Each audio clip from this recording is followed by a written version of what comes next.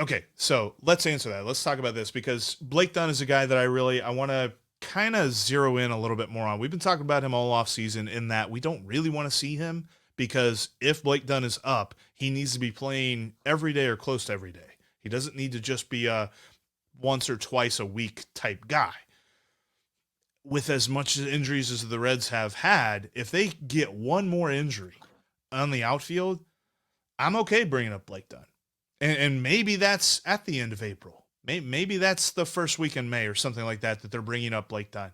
But we've heard a lot about his talent. We've heard a lot about he's kind of TJ Friedl 2.0 in that he has more power and he has just as much speed, if not maybe more speed, and a very, very good trying to think of the word. He's very good at defending in center field.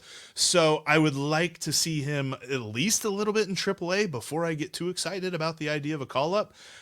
But we're getting to the point where the Reds were kind of at the end of April last year where they're just like, well, a call up couldn't hurt if we call up this Matt McLean guy.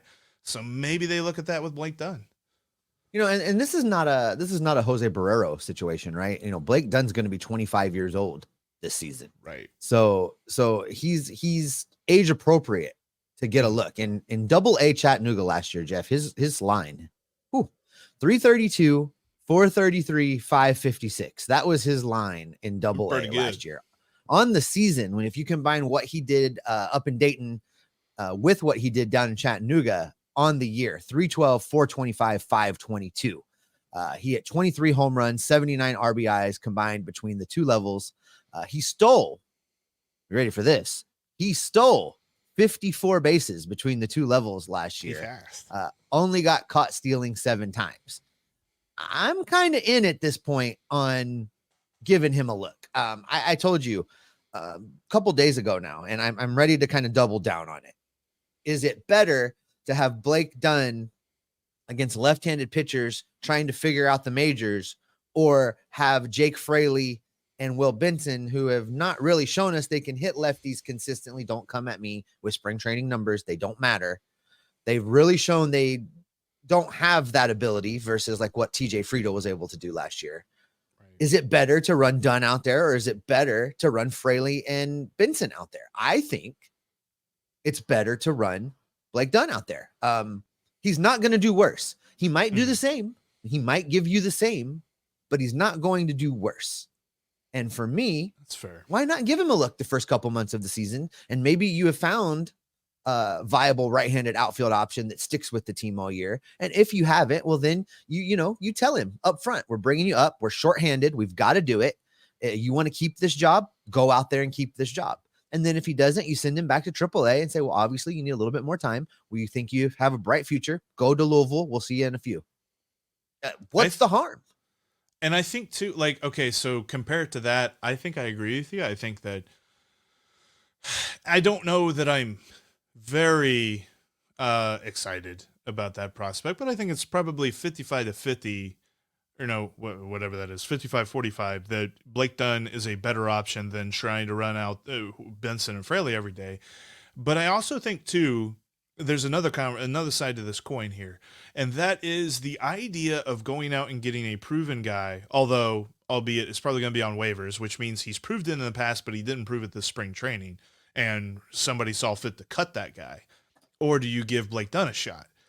And I almost feel like that's probably a good move. So Josh is asking, and shout out to Josh, one of our Discord folks. Hey, Josh, he says, do you think the Reds could still make a trade for a Duvall or Michael A. Taylor or Nick Krall? Not do that because basically that's admitting a mistake. No, I think he would make a deal if there is a deal. They'll trade for that. Those two, I don't think they'll go that type of player. Those two particular guys, though, no, they're going to be where they're going to be. If a move presents itself, I think Nick Krall makes it. I don't know how hard he's actively seeking a trade right now. I mean, he's not. I would imagine he is not calling people up, going, "Hey, I need an outfielder. What about this guy?" The reports on the Espinal trade were like he literally started calling people that morning, and the trade materialized with the Blue Jays that day. Like it all happened very quickly.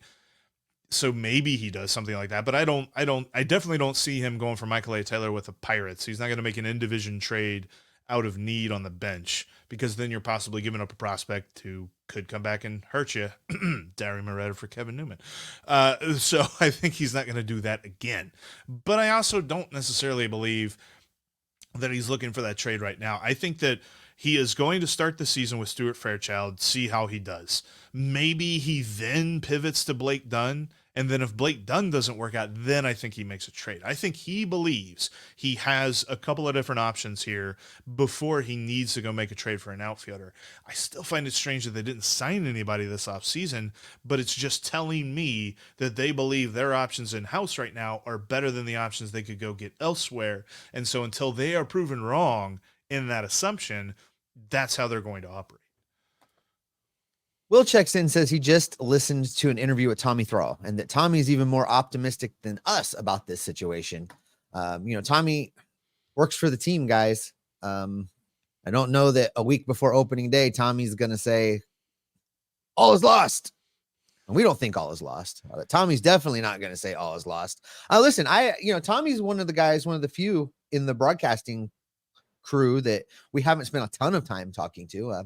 One of the few guys that hasn't been on this show. So I don't know Tommy well enough to say, is that a team employee rah-rah, or is he really feel that? But I think it reinforces the point that Jeff and I are both trying to make, which is all is not lost.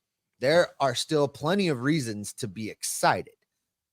My optimism remains, but is realistic to the fact that this team that I thought could win 90 games, if everything went right, is probably not winning 90 games this year, but 85 games will win this division. So I'm still optimistic. I'm just not over the top optimistic, I guess, Jeff. Yeah, I just don't see anybody else running away with the division. And I kind of think that's another reason. And normally, and I'm pretty sure Nick Krall would not admit this, but if you're looking around the Central, you're not really feeling the heat as far as, God, go make a move right now. Like the Cubs felt the heat so much that they let Marcus Stroman go. And sure, they added a couple of bullpen pieces, but they, for the most part, said they were going to bet on their young guys. I was still sort of surprised that they signed Cody Bellinger, although he's got all these different opt-outs, so the 3-year deal that he signed could really only be a 1-year deal. But with that, I don't think that they got they might have gotten marginally better, but I don't think they got a whole lot better from where they were last year. And a couple of injuries like the Reds have right now could really derail them. So I think that overall, this division is still very much up for grabs, even with the injuries that the Reds have suffered. Tanner Smith says this.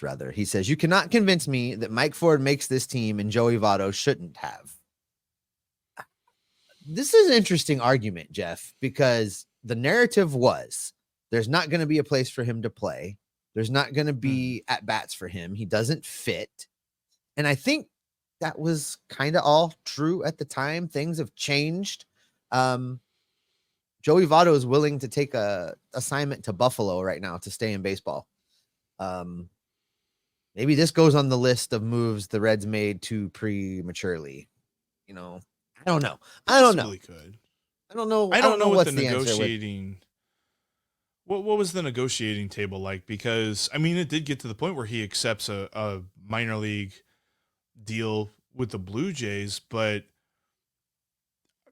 I don't know that he would have accepted that with the Reds. That would have been, honestly, I kind of think that would have been a slap in the face. The team that you've been with your entire career, yeah. You go to free agency, you see what's available, and let's be honest, how it would have looked like he was crawling back to the team that he's always been with for nothing. And I get it. The Reds already handed him $7 million for a buyout, but I just don't see a world where the ego of a professional baseball player, and we know that Joey's different, but Joey's got an ego. The ego of a professional baseball player would not let him do that. And I don't believe that ever was on the table for the Reds. The Reds, I think, for Joey Votto, I think the Reds were pick up my option or let's restructure a deal or something like that. And when that was taken off the table, he's like, okay, fine. That's great. But don't come to me with a league minimum type thing. Right. And Joey wanted to be a full-time starter at the time as well. So Right. it was not only about the money, it was That's all not about on the table. playing time. Yeah. Right. That was not on the table for him. Seth says he loves that deep, the next generation reference from such a publicly Star Wars person. Yeah, it's Seth, about time you got one that people might actually recognize. Seth, I'm a very strange person in that I like both. I have no issues with either one. I know that there's a large, basically, a large group of Star Wars fans and a large group of Star Trek fans that hate the other franchise. I am a consumer, and I realize that I can consume whatever I want to consume, so I'm consuming both. Look, we're all trying to save money and find ways in which we can help out our wallets, and Ibotta is here for that. Ibotta will help you get cash back on everyday purchases wherever it is that you're shopping. You can get cash back on literally groceries, gas. If you go to your favorite retail store or something like that, it's a free app that gives you the most cash back every time you shop on hundreds of items from all of those and more, and even like beauty supplies and toys and stuff like that. So you can making sure you're beating inflation no matter what you're purchasing. The average Ibotta user earns $145 per year. That could cover the cost of the entire shopping trip, buy that flight that you've been eyeing, or that game that you're dying to go to. Or, of course, you could also go out on a fancy dinner or something like that, or buy plenty of those Montgomery and Brisket hoagies at Great American Ballpark. I cannot wait for those. Right now, Ibotta is offering our listeners $5 just for trying Ibotta by using the code LOCKEDONMLB. When you register, just go to the App Store and Google Play Store and download the free Ibotta app and start earning cash back and use the code Locked On MLB. That's IBOTTA in the Google Play or App Store today and use the code Locked On MLB. And you can get in on all the madness with FanDuel. Go to FanDuel.com/LockedOn and check it out today. New users can win a $200 bonus bet, $200 in bonus bets with their $5 or more first winning wager. Go to FanDuel.com/LockedOn today. Check out all the different lines that they've got on all of the March Madness that is going on right now, whether it be tournament games or maybe you even want to get into some NBA. But of course, MLB, plenty of that. The MLB futures are out there for everything. I know that they've got the over-under on steals for Elly De La Cruz at 40.5. You check that out today. I think he's going to go over on that. I think Ellie's going to have a huge year. And I think that he is going to be a guy that you could throw a couple of bones at over at FanDuel and make some cash off of his performance. That's FanDuel.com/LockedOn. Again, new users with their first $5 or more winning wager get $200 in bonus bets back. FanDuel is going to help you have so much fun when it comes to the opening day and all the way up until they cut down the nets in March Madness. Check the minor league transactions, Jeff. There's a comment in here about Ford. See if they made a move with Ford today. That'd be kind of fun. There's a comment in the comment section over here that Ford was sent to minor league camp. We have had just a fantastic run here recently of talking about things, and then while the opposite is happening in real time. Yeah. I had, and I mentioned this on yesterday's episode, but I had an entire episode recorded with Austin Elmore from ESPN 1530 and 700 WLW. And basically the tone of that episode was how we're not worried at all. And then it was like, joke's on you. And I had to re-record most of that. So I'm not seeing anything on the minor league stuff right now. Nolan, I see your comments, man. Where did you see that? If so it was tweeted, we can verify it, we'll revisit the Ford conversation if we can verify that. Oh, never mind. It was tweeted. So it hasn't been put on the official site yet, but yeah, reassigned to minor league camp. So there we go. He's not making the team. Not making the team. All right. Well, so who is left? Blake Dunn. Maybe we nailed that. I kind of hope so at this point. My goodness. Oh my God. Nick, we do look, know what we're talking clearly about. Nick We've is just had some listening. really horrible timing over here the last couple of days. Clearly, Nick is listening. Nick, look, dude, come on, stop doing it while we're on the air. Does Before, he need me to after? point out the splits again? The splits are, I mean, Stop it. well, there you go. Mike Ford not making the team now. He's heading to a minor league camp. I wonder if he'll take an assignment. He might opt for. He's a veteran guy. Someone might pick him up with the pop he's shown in spring because, Mm-hmm. you know, there might be some desperate dudes out there. So much for that grab bag jersey. Oh well. You know what? While we're scrambling a little bit here, I want to talk about this because this is one of the best game related baseball days. It's the day that they introduced the food at Great American Ballpark, and I'm gonna tell you what. I'm gonna tell you what. I'm gonna eat so many of these Montgomery Inn brisket hoagies. This that just sounds so fantastic. And if you're listening on audio after the fact, I apologize. We do have a picture of it up right now. I encourage you to go look on Twitter. But GABP is getting a Montgomery Inn brisket barbecue hoagie. You had me at brisket. You had me at hoagie. I can't wait. Brisket might be the one thing to get me to skip our taco stop on the way into the stadium. That might get it done. Just eat a handful of brisket, but when you put it on a hoagie, holy cow, let's go. Ronnie says Fairchild will be the breakout player of the year and tells us to get on the Fairchild bandwagon. Damn it.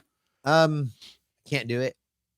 Like, I resisted on Will Benson, but you know, there was an outside hope that the things you were saying about Will Benson would work out, and they did. Fairchild on the look, no one will be happier to be proved wrong than me if Fairchild ends up being a thing. And we have already said, what is it? 100, 113 OPS plus. Well, so 110. If he's 110 on the season, then we will eat crow. Write a song. We don't see him being 10% better than league average over the course of the year. So we'll revisit this. We'll get to watch an episode where Jeff and I sing Stuart Fairchild's praises and do the bandwagon thing. And I'm not saying that he's not going to make some cool plays. He's not going to make some, score a run here or make an impact catch there or, make a nice play in the outfield or something like that. The thing has always been his consistency. There's been times where he has been an automatic out in the lineup, and his career batting average bears that out. You don't have a career batting average of 224 and sit here and say, well, you don't know me just yet. Like, I feel like there's something more to him, but is the something more him hitting 250 instead of 220? That's fine, but that's not something that I'm going to sit here and be like, I stand on the table for this guy. Like, I do want to be proven wrong. I really do. But this is not an over-optimistic take for me when it comes to Stuart Fairchild. Here's an interesting talking point, Jeffrey. How do we feel about Tyler Stevenson playing first base when a lefty is on the mound? That way they don't lose the DH if he has to take over for Maile. That gets both of them in the lineup. I don't like it either after what we saw last year, but go ahead and articulate your head shaking. Like what? They tried this. We tried this. We tried putting him at first base and all this to get more at bats. It only just threw a huge wrench in the machine that is Tyler Stevenson. It completely derailed him at the plate. Defensively, he looked off behind the plate. I want him to focus on catching this year. And when he's not catching and when he's not sitting on the bench taking a day off, I want him DHing. I don't want him worrying about first base at all. Ronnie says, who's better right now? Fairchild or Dunn? I think the answer is obvious. Right now, this second, we know Fairchild. Give the edge to Fairchild. I mean, he's got major league experience. I'm not saying take Dunn instead of Fairchild. I'm saying bring Dunn up and let him play against right-handers. Fairchild would be playing also. Unless it is super obvious, because we did this a couple of years ago, by the way. We did this with Kyle Farmer and Jose Barrero. But unless it's just super duper obvious that your minor league prospect that is coming up is the next coming of something, I'm not going to argue that a minor league player is better than a major league player, unless that major league player just has no business being on a team. Like, and I can't think of a lot of examples. Like, even as much as we love to hate on Kevin Newman deserved to be a major league baseball player. But to sit here and say that a guy who's never played a pitch in Major League Baseball is better than a guy who has, I can't do that because I need to see what Blake Dunn is like in the majors. So I will say that Stuart Fairchild is better despite my misgivings about Fairchild. Fairchild is replacement level. He's fine. He's not going to hurt you, but I don't think he's going to overly help you a lot. Blake Dunn has the possibility to overly help you, but also I don't know where his floor is. And I know where Stuart Fairchild's floor is. I bet on the floor. I say Stuart Fairchild is better right now. Blake Dunn could definitely prove that wrong, though. And I want to, again, re-emphasize that I never said Dunn instead of Fairchild. I'm talking about playing Dunn versus left-handed pitching instead of Fraley and Vincent. Yeah, with Fairchild. Stuart Fairchild. I want righties in the outfield. In this scenario, the outfield would then be Steer, Fairchild, and Dunn. Those would be the three outfielders going against left-handed pitching. So, which defensively might be better than the Steer no, Fairchild not might. India. Not might, would be. Listen, because Blake Dunn's I'm telling you, there are going to be some outfield configurations this year where, for the love of God, do not give up a fly ball. Just get the ball on the ground no matter what. Who's cutting the cord recently when it comes to like cable and all that stuff? Oh, yeah, me. Amazon Fire is the best way to do that. Amazon Fire's got so many options, whether you're talking about live sports or movies or television, they've got it all. And when it comes to sports, they've also got games, highlights, in-depth analysis, and all that great stuff. You've got Amazon Fire TV channels that deliver a constant supply of the latest videos from your favorite sports brands, all for free. Locked On is included in your favorite sports brands, I hope, especially if you're an everydayer, and you can check it out on Amazon Fire TV channels. They've also got most of the big pro leagues and college conferences as well. Fire TV channels lets you dive in to all the game analysis, highlights, and more, and we'll keep you up to date on all the latest in the world of sports, like with March Madness, NBA, Major League Baseball, and so much more. NFL offseason news, there's plenty of that going on. Not to mention great news from the world that's not in sports, entertainment, gaming, travel, cooking videos. I love cooking videos. Sometimes I just like get done eating a meal and then I go watch another cooking video and I'm ready for the next meal. It's probably a problem, but whatever. Fire TV channels is going to help you out with all of that. Check out Fire TV channels on Fire TV and Alexa devices today. I'm telling you, if you haven't checked out the Fire TV channels yet, you should. Trust me on this. To learn more, visit amazon.com/lockedonfiretv. This from Tanner. What can fans do to get more spring games televised in the future? Not being able to watch the games has been a real bummer. Yes, it has. I would say write something down and send it to both the Reds and to Bally Sports. The only way that that's going to get improved is they're going to have to see that there's a fan interest for it so that they can sell advertising for it, because that's really what it boils down to. So they're not going to do it for free. They're going to need to make money at it. So as our pal Doug Gray over at redlegnation.com and redsminorleagues.com tweeted out today is the final day that a Reds game is happening and it's not on TV. So rejoice about that. But no, he's absolutely right. I would absolutely love to see every single spring training game televised. I don't know why it's not. I'm sure there's some weird logistics thing that could be fixed, but you're right. It's about money. Well, what are you going to make on it? And that's what they want to hear. And to be quite honest with you, I don't have an answer to that because I don't know. Business stuff, really. Sometimes I feel like when I go to talk about a business thing, I feel like Creed trying to spell business on a sheet of paper. BIZNUS.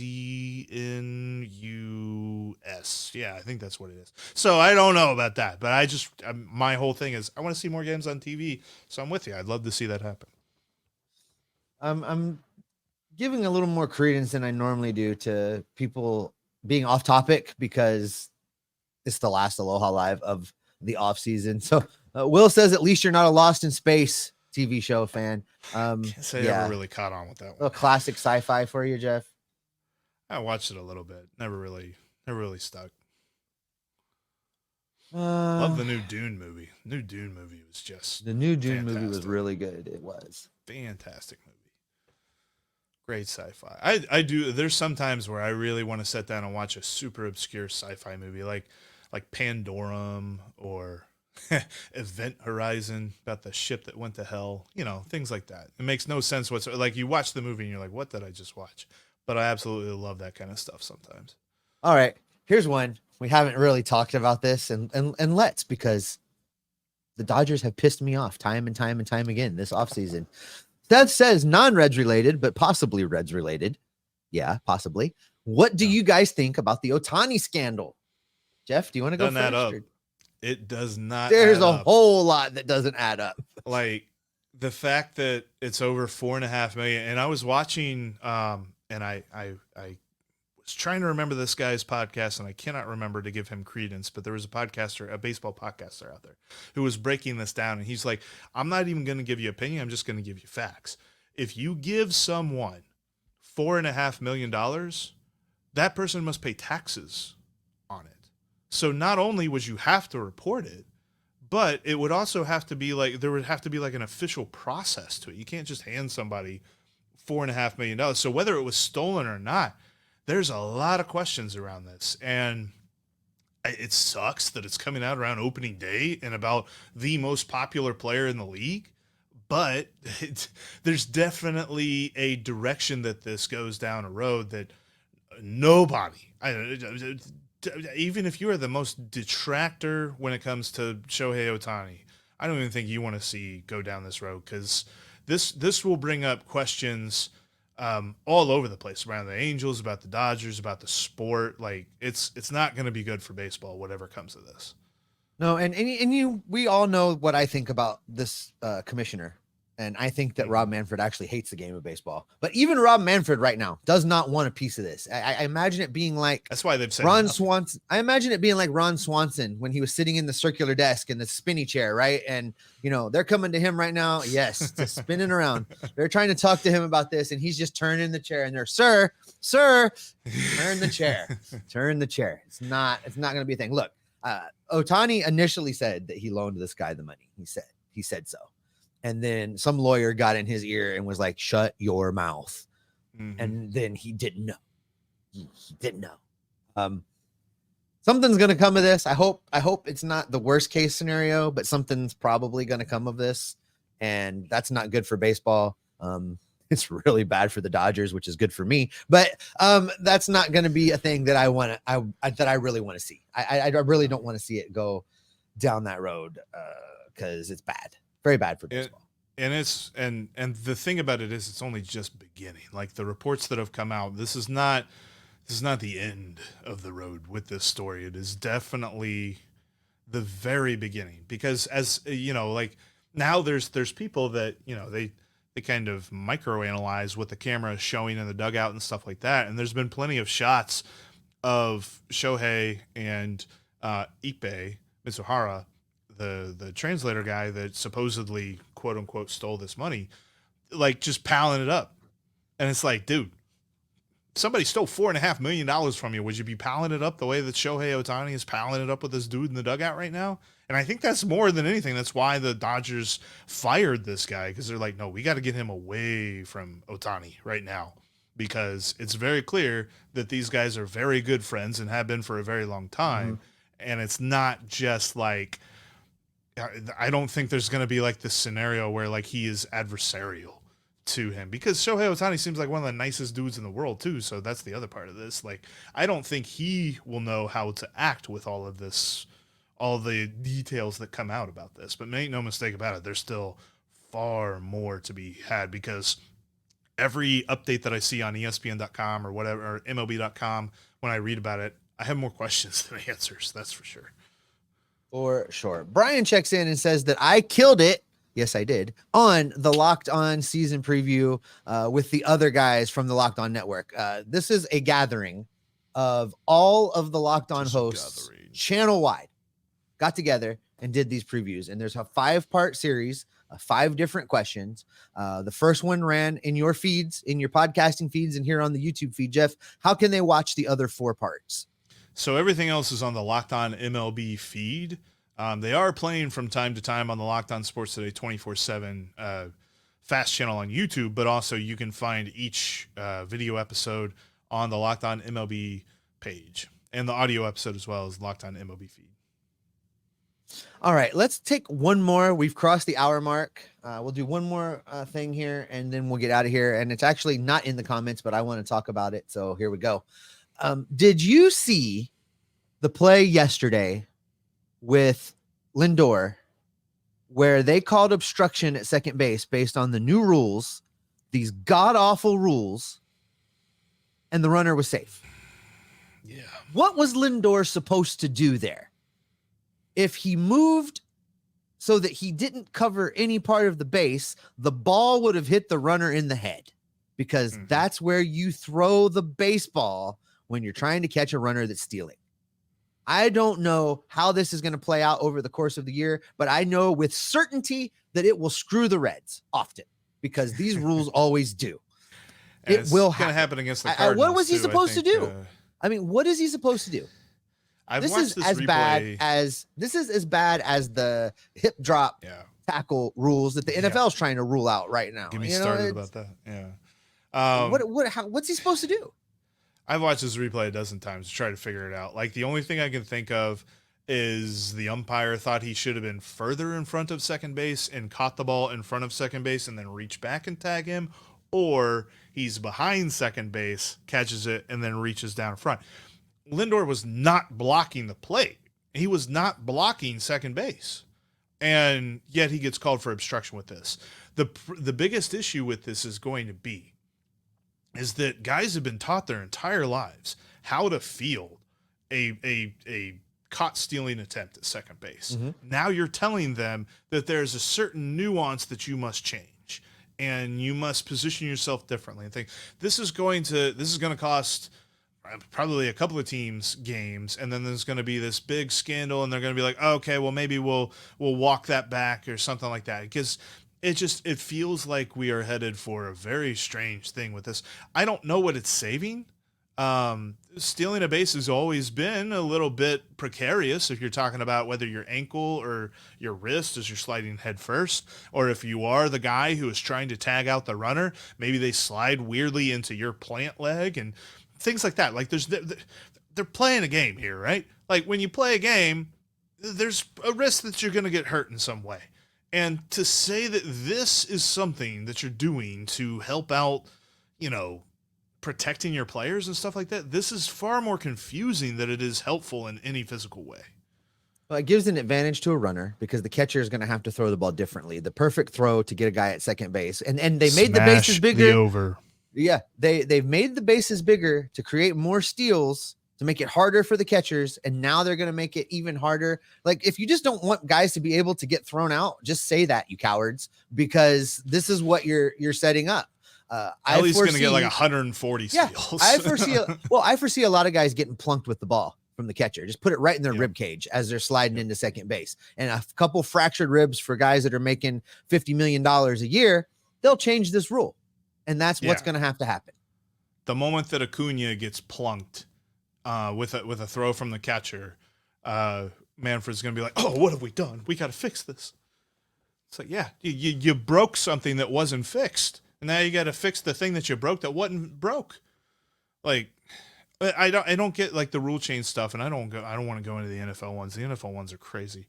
The kickoff rule and all that stuff, that makes no sense to me. But this thing right here is going to be very annoying to watch, because there will be a key moment in the game that gets affected for the Reds, and we're all just going to be sitting here with our hands up like, no, it's a certainty. It's an absolute certainty that when this screws a team, it will be the Cincinnati Reds that get screwed with this rule. I just write it down. You want to talk about predictions that aren't bold, predictions that are like safe predictions? That's a safe prediction. Since I have no bold predictions left, all of my stuff's off the board already. Nothing. I got squat. All of your bold predictions are wrong. That's it. But yes, so yeah, okay. That's an annoying tenure. Let's end on this. Montgomery Inn brisket hoagie. Brisket We're going sandwich. to Get end us with outta here. that. I am so Get us outta excited here, to eat Jeff. this. It's going to be in less than a week. Opening day next Thursday could not be. My excitement for opening day can never be dampened by any injury, and my excitement for this team has not been dampened whatsoever. No, and if you see us down at the Banks, Jeff and I are both down there on opening day. Come say hi. We're going to be wandering around. We're going to be over at Moorline doing another show for a little bit. That's going to be 2:00, I think. Yeah, about 2:00. Yeah, we're going to be all over the Banks, gang. So if you see us, come say hi. We want to talk baseball with you in person. Absolutely, because we love this team and we've turned an addiction into information. We always say that about the Reds. We turned it into information for you because we are Locked On Reds every single day. You look a little bit like Ron Swanson. I think I exemplify it.